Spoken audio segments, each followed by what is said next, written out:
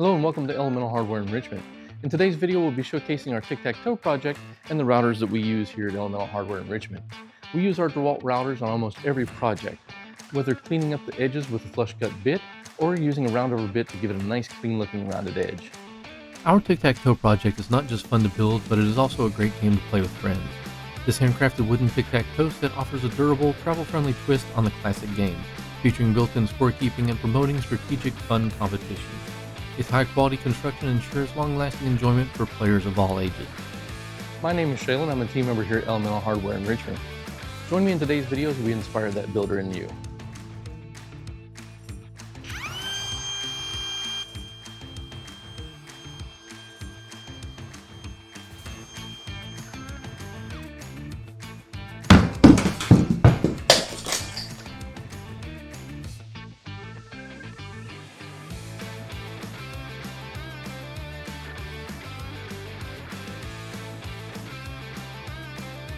Tic-Tac-Toe has ancient origins, with early versions found in Egypt around 1300 BC, and played in the Roman Empire by the 1st century BC.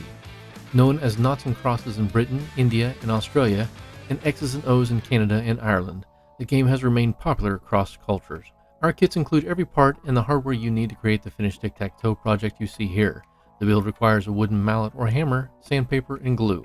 The design and custom painting, however, is all up to your creativity, allowing you to make it truly your own. Like the other videos in this series, the focus will not be on the step-by-step process of building Tic-Tac-Toe. However, for those interested in the build, a QR code is provided here or links are available in the video description to learn more. The woodworking router was introduced in 1884 by American pattern maker Henry Cope. It was a manual tool that was very limited to what types of cuts it could do compared to today's routers. In the start of the 1900s came the first electric router. Over the years, they have changed to become more versatile and portable like the ones we use.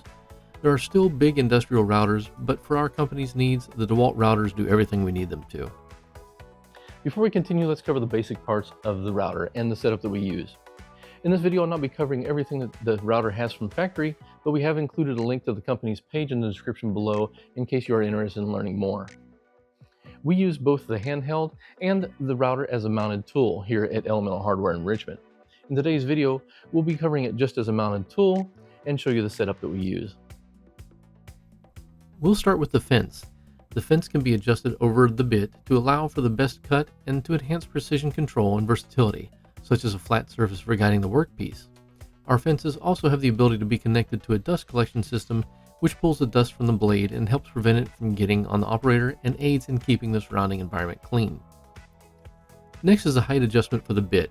There is a screw that locks the adjustment mechanism so the bit does not go up and down due to vibration. Simply unlock and then crank the adjuster clockwise or counterclockwise to adjust the bit up and down.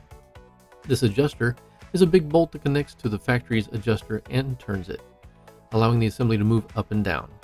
Setting the bit to a proper height is important because of the bearing on the router bit, the cut height, and to get the correct radius or dimension. There are a lot of router bits that can be used on a router. For us, we mainly use a flush cut bit and a round over bit. All of our bits have different radiuses and dimensions that allow for different cuts.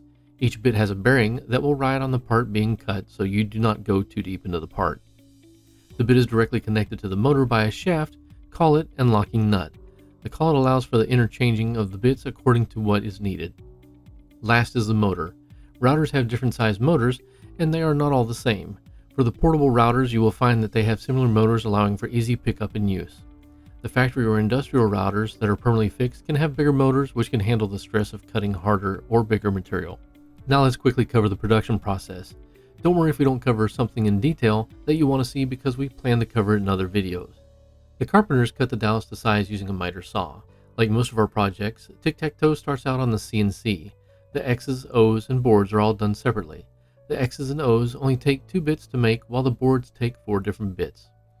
One 4x8 sheet of material can make up to 240 X's and O's. Since the X's and O's are small parts, the CNC uses tabs to hold them in place while cutting. Because of the tabs, the next step in the process is to cut the tabs and release the parts from the sheet. We use our hand circular saw to cut them out. From there, we then send them to the router stations where the parts will be flush cut or round over. After the router station, they are ready to be sent to QC. The QC department ensures that parts are accurately made and hold up to our standards that we set to provide you with a quality product. Here, the parts are checked for proper dimensions, shape, and fitment with other parts. After QC, the final step is packaging, where they take care to ensure all parts and hardware are boxed up properly and sent to you for hours of enjoyment. Here are some tips for using any routers. Having the proper height setup allows for the bearings on the bits to sit flush against the parts and gives it a nice, precise cut. The right clearance and height is also important when doing a roundover or chamfer. The wrong setup will give you the wrong radius and depth on the angle. Clean your routers after every use. This will help keep them up and going and prevent danger when cutting from debris left over on a dirty piece of equipment. You need to find the proper spindle speed for the kind of material you're cutting. Going too fast can cause vibration or a poor cut by not giving the router enough time to cut into the wood. Depending on the rotation of your bit, there is a direction that you have to take when pushing the router or parts along your cuts. Going the wrong direction will cause the router or part to kick out of place and may become a flying projectile. The standard PPE used are safety glasses, ear protection, and dust mask. The router makes a lot of dust when cutting, and it is a requirement to wear safety glasses and a good idea to wear a dust mask as well. Ear protection is a must when using routers. They produce a high-pitched noise when cutting, and over time, it is not good for anyone's hearing. Hope you enjoyed watching and learning about our process and the router stations. Thanks for watching, and I'll see you in the next episode.